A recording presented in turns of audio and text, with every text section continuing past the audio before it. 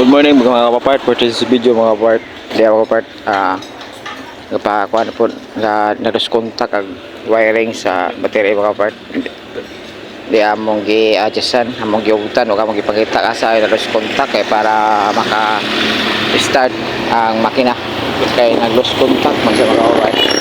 Mga kapapart atong giugtan kala sure bola di na ma-lose contact kontrol o di na ma-pod lagi ang posti sa iyang battery mga part. Thanks for watching mga part. Bye bye.